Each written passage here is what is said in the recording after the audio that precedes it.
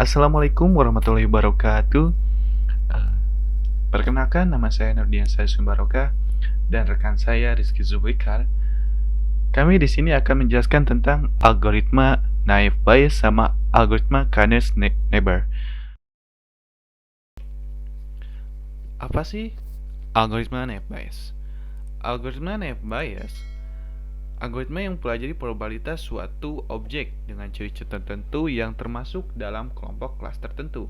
Singkatnya adalah pengklasifikasi probabilistik yang merupakan sebuah metode klasifikasi yang menggunakan metode statistik yang dikembangkan oleh ilmuwan Inggris Thomas Bayes. Algoritma naive Bayes memprediksi peluang di masa depan berdasarkan pengalaman di masa sebelumnya, sehingga dikenal sebagai teorema Bayes. Ciri utama naive Bayes ini adalah asumsi yang sangat kuat akan independensi dari masing-masing kondisi atau kejadian. Kelebihan dari algoritma naive Bayes yaitu klasifikasi naive Bayes mudah diimplementasikan dan cepat. Ini akan menyatu lebih cepat daripada model diskriminatif seperti regresi logistik. Membutuhkan lebih sedikit data pelatihan, sifatnya yang skala label atau skala linear dengan jumlah prediktor dan titik data, dapat membuat prediksi probabilistik dan dapat menangani kontinu beserta distrik data. Algoritma klasifikasi naive Bayes dapat digunakan untuk biner maupun multi-kelas. Untuk kelemahan dari algoritma ini, salah satunya kelemahan terpenting dari naive Bayes adalah fiturnya yang sangat kuat kemandirian, karena dalam kehidupan nyata hampir tidak mungkin untuk memiliki seperangkat fitur yang benar-benar independen satu sama lain.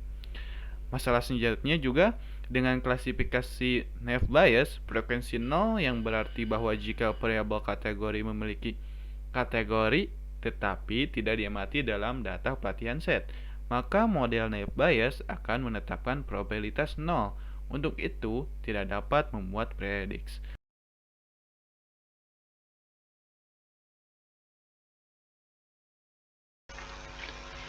Oke, untuk lebih jelasnya lagi, saya akan melakukan studi kasus menggunakan algoritma naive Bayes. Nah, di sini ada contoh kasus. Ada perusahaan PT Pertamina berencana membuka satu SPBU baru di Jalan Merah Putih dengan kondisi berikut. Nah, di sini ada atribut umumnya, ya. Ada atribut umum dengan lebar jalan dengan nilai jalan tol, volume kendaraan dengan nilai yang sepi, jumlah pesaingnya lebih dari 1, dan jumlah pemakainya kurang dari 30. Nah, apa yang sih yang kurang dari dataset data training ini? Tidak adanya lokasi strategis. Maka kita akan mencari lokasi strategis bagi uh, dataset baru ini. Nah, oke, langkah pertama, hitung total record pada kelas untuk label. Diketahui ada C sebagai kelas, P sebagai peluang atau probabilitas. Maka, hitung dataset lokasi strategis dengan nilai ya. Nah, dan hitung juga dataset lokasi strategis dengan nilai yang tidak. Nah, di sini lokasi strategisnya ya, dengan 10 item, kita cari nilainya yang bernilai ya. Maka 1, 2, 3, 4, 5, 6. Maka pi persinya 6/10. Sedangkan untuk lokasi strategis yang bernilai yang tidak itu memiliki 1, 2, 3, 4. Maka 4/10. Langkah kedua.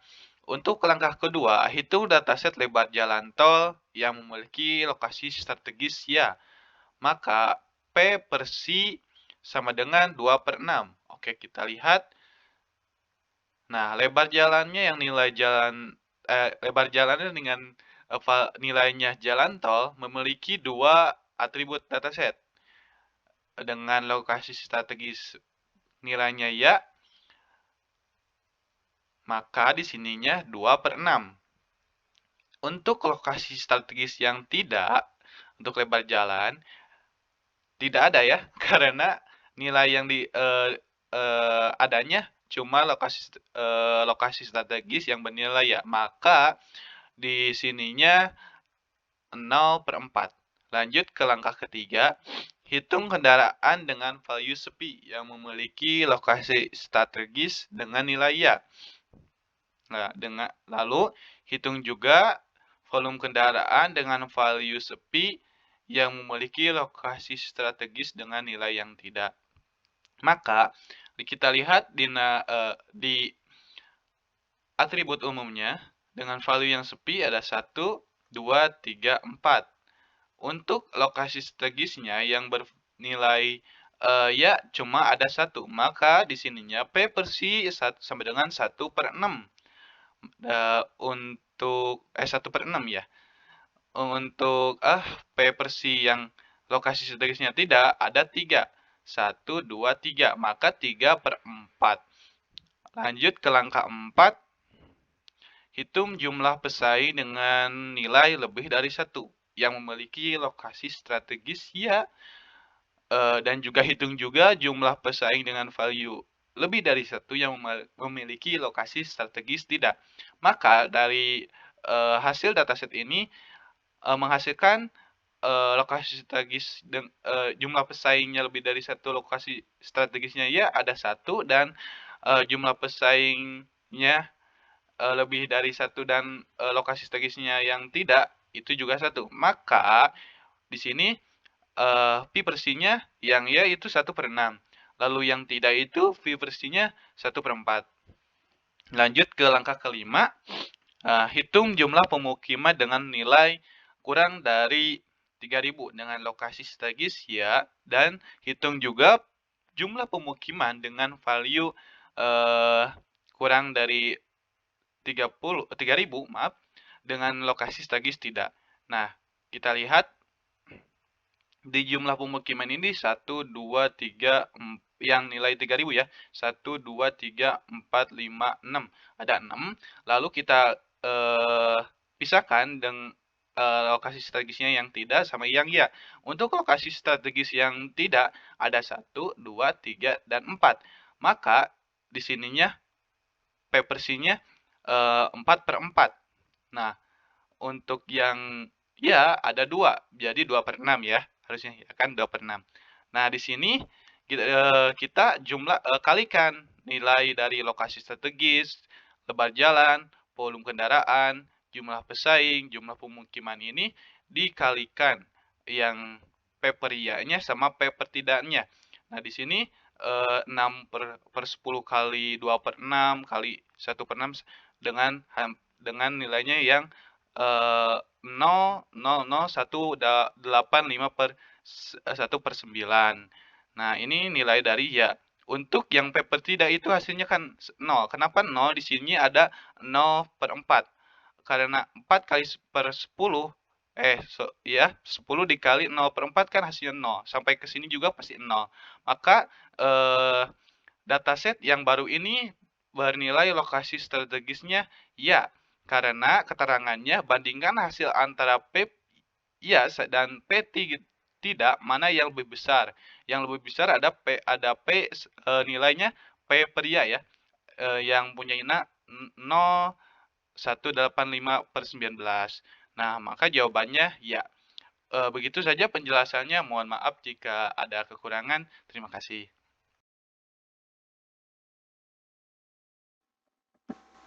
K-nearest neighbor atau biasa disingkat dengan istilah KNN, yaitu sebuah algoritma mesin learning dengan pendekatan supervised learning yang sederhana dan dapat digunakan untuk kasus klasifikasi maupun regresi. Algoritma ini banyak dipilih karena proses dan logika algoritmanya yang sederhana, mudah dipahami, dan data labelnya sudah tersedia sebagai inputan. Terdapat langkah-langkah di dalam KNN, tetapi yang pertama kita harus menentukan dulu nilai parameter dari K. K ini adalah jumlah tetangga terdekat, di mana K digunakan sebagai dasar pertimbangan pengklasifikasian. Nah, contohnya di sini kita menentukan bahwa nilai K-nya adalah 4. Lalu selanjutnya yaitu kita menghitung jarak data baru terhadap masing-masing data point di dalam dataset. Terdapat beberapa metode yang dapat kita gunakan. Yang pertama itu Euclidean distance, Manhattan distance, Hamming distance, dan Minkowski distance. Nah, di akhir video kita akan menjelaskan atau saya akan membahas tentang studi kasus dari algoritma KNN. Dan untuk menghitung jaraknya, saya akan menggunakan Euclidean distance dengan spreadsheet yaitu Microsoft Office Excel. Langkah selanjutnya yaitu kita mengurutkan hasil perhitungan jarak secara ascending. Kita mengurutkan dari mulai nilai yang terkecil ke nilai yang terbesar. Lalu kita akan memilih titik data terdekat sebanyak jumlah K. Jadi kita akan memilih data mana saja yang termasuk ke dalam tetangga terdekatnya, yaitu kita akan pilih 1 sampai 5.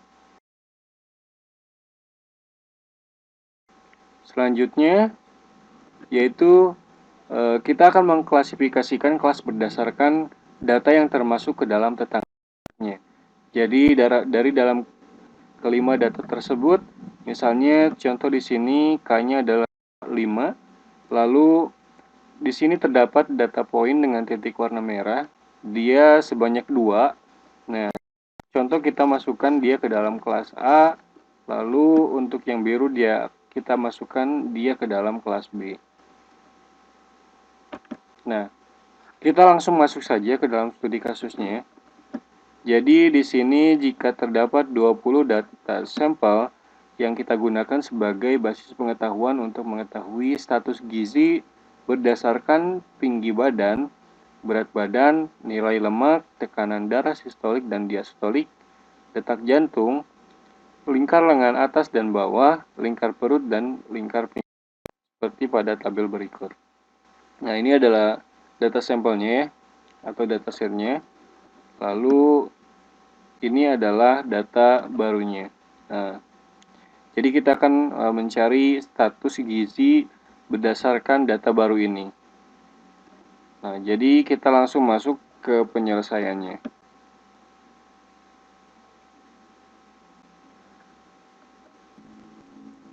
Nah, ini ya. Jadi ini data sampelnya. Nah, dari ke-20 data ini terdapat 12 untuk status gizi normal, 4 untuk kurus, dan 4 untuk obesitas. Dan ini data barunya. Nah, di sini untuk nilai K-nya, contohnya saya tentukan bahwa nilai K-nya adalah 4.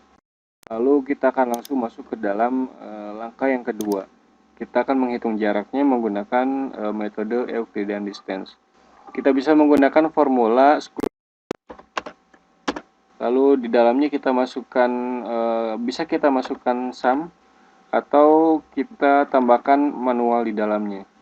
Nah, contoh di sini saya menggunakan sum, lalu kita kasih kurung lagi, baru kita masukkan atribut masing-masing dari data sampel dikurangi data baru. Contohnya tinggi badan, kita kurangi tinggi badan di dalam data baru, lalu kita tutup, lalu kita kasih pangkat 2.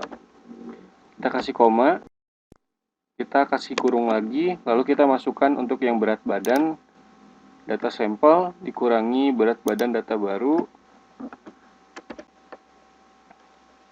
Nah, prosesnya terus seperti ini sampai dengan kolom ke J.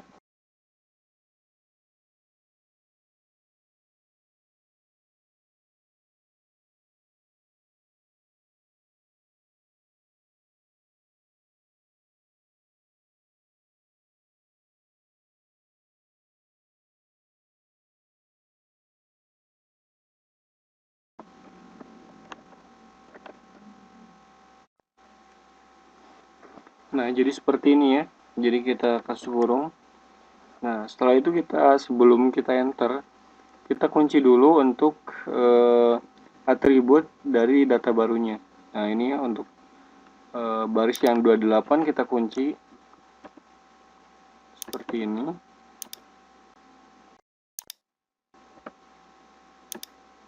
Kita kunci.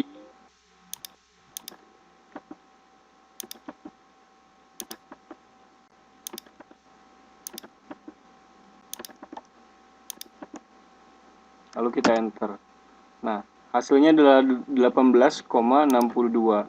Nah, di sini kita copy sampai akhir. Sorry. Seperti ini. Lalu kita masuk ke langkah yang ketiga. Langkah ketiga yaitu kita mengurutkan dulu hasil perhitungan jarak. Jadi kita bisa menggunakan formula rank, lalu kita isi O11. Kemudian untuk reference-nya kita masukkan yang O11 sampai dengan O30.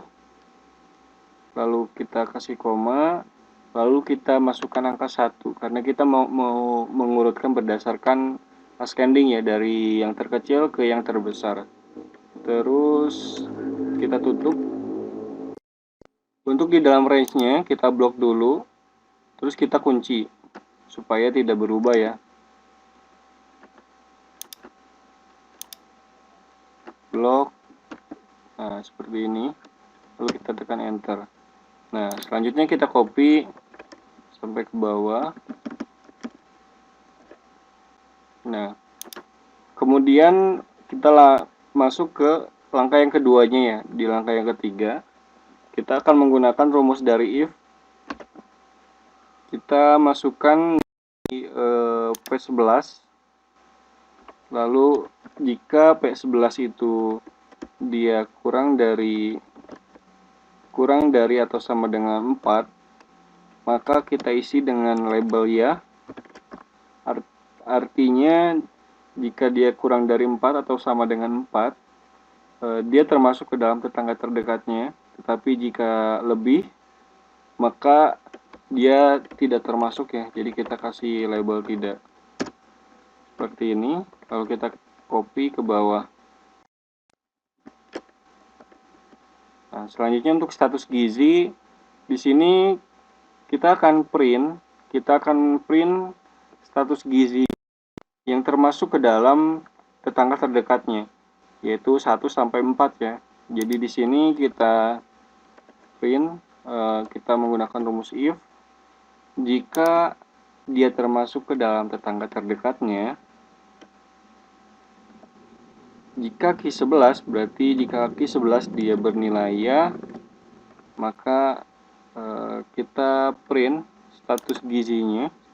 Lalu jika tidak, maka kita kasih strip aja ya, seperti ini. Kita tutup, enter. Lalu kita copy semuanya. Nah, seperti ini ya.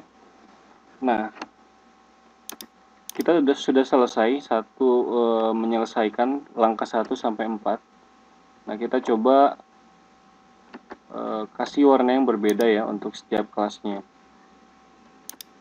Untuk normal kita kasih warna hijau. Lalu untuk obesitas kita kasih warna